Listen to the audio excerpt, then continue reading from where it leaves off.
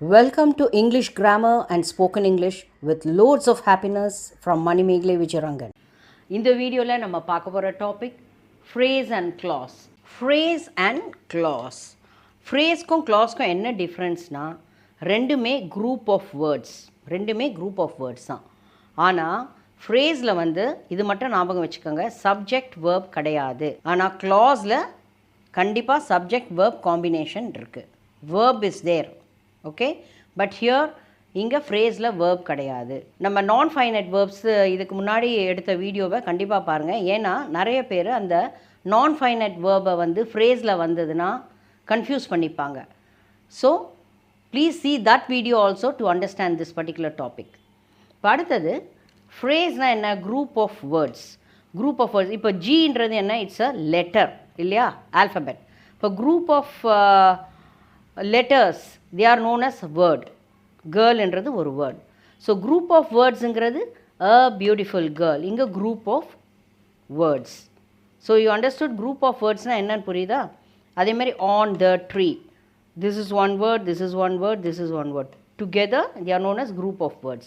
ஆனால் இந்த group of wordsல பாருங்கள், இந்த வேர்டையும் இதையும் do you see any verbs? வேர்பே இல்லை பாருங்கள். வந்து ஆர்டிக்கிள், பியூட்டிஃபுல் வந்து அட்ஜெக்டிவ், கேர்ள் வந்து நவுன். இங்கே பாருங்கள், ஆன் வந்து ப்ரிப்போசிஷன், த ஆர்டிக்கிள், ட்ரீ வந்து noun. So you don't see a verb. whereas இங்கே பாருங்கள், clause. she comes wherever I go. இப்போது she comesன்றது main clause. it has a subject and a verb. இது wherever I go இது வந்து subordinate clause. Main clause and subordinate clause. Subordinate clauseல you will see subordinate conjunction, one subject and verb. இங்கே main clauseல you don't see a subordinate conjunction, you will see only one subject and verb.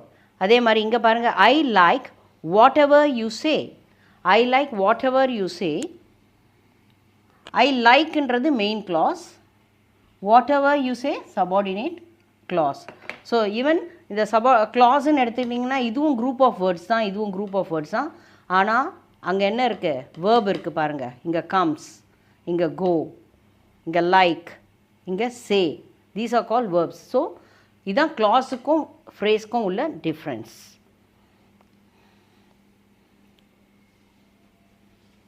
இப்போது அடுத்தது, இப்போது ஃப்ரேஸ்லேயே நான் ஏற்கனவே சொல்லியிருக்கேன், நான் finite verbs வந்தால் நீங்கள் கன்ஃபியூஸ் ஆகிடக்கூடாதுன்னு. ஏன்னா ஃப்ரேஸில் வேர்ப் இல்லைன்னு சொல்லிவிட்டு வேர்ப் எழுதியிருக்காங்கன்னு நீங்கள் நினைக்கக்கூடாது. அதனால தான் நான் ஃபைனைட் வேர்ப்ஸ் வீடியோஸ் பார்க்க சொன்னேன். இப்போ பாருங்கள், a haunted house, a broken doll, a beautiful doll. இதுக்கு டிஃப்ரென்ஸ் புரியுதா உங்களுக்கு? அ பியூட்டிஃபுல் டால்ன்றது ஓகே. இங்கே a broken doll, a haunted house. இது பார்க்குறதுக்கு வேர்ப் மாதிரியே இருக்குது. நீங்கள் வந்து இது வேர்பு ஃப்ரேஸில் வேர்ப் இல்லைன்னு சொன்னாங்க, என்னடா வேர்ப் எழுதியிருக்காங்கன்னு நினைக்கக்கூடாது. ஓகே, தீஸ் ஆர் கால் நான் ஃபைனைட் வேர்ப்ஸ். அதனால தான் நான் திருப்பி சொல்கிறேன், அந்த வீடியோவையும் பாருங்கள். You will not get confused with verbs. So a haunted house, a broken doll, a beautiful doll, இதுவும் தே ஆர் கால் ஃப்ரேஸ்.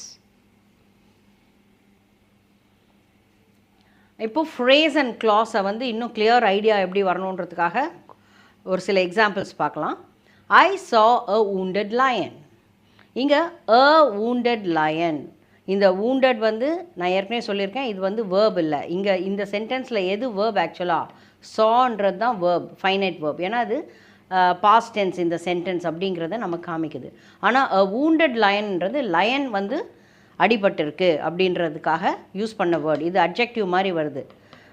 ஏற்கனவே சொல்லியிருக்கேன், it's a past participle non finite verb. So a wounded lion இது வந்து phrase, a group of words without a verb. இது வந்து verb கிடையாது, இது நான் ஃபைனைட் வேர்ப். ஓகே, அடுத்தது ஐ saw a lion which was wounded. இங்கே which was woundedன்னு இருக்குது பார்த்தீங்களா? இங்கே was wounded இதுதான் வேர்ப். ஸோ இங்கே வேர்ப் இருக்கிறதால திஸ் இஸ் கால்ட் clause. இது ஃப்ரேஸ், இது clause. பிகாஸ் இங்கே there is no verb, here there is a verb. இன்னொரு example, she is my intelligent friend. my intelligent friend இதுதான் group of word, it's without a verb. This is called phrase. ஆனால் she is my friend who is intelligent. இங்கே பாருங்கள், who is intelligent. whoன்றது ஒரு கன்ஜங்ஷனாக வருது, relative pronoun மாதிரி வருது. Okay, is intelligent. இங்கே is இருக்கிறதால it's a verb. So this is a clause. Here there is no verb, so this is a phrase, my intelligent friend. But here who is intelligent is verb இருக்குது, so it's a clause. So phrase-க்கும் clause-க்கும் உள்ள difference புரிஞ்சுதா உங்களுக்கு? இப்போது ஒரு சில words கொடுத்துருக்கேன். You just identify எதெல்லாம் phrase க்ளாஸ்ன்னு. இப்போ பாருங்கள், ஆன் த ஸ்டேஜ், இங்கே வந்து வேர்பே இல்லை, so it is a phrase. Group of words without a verb, so it's a phrase.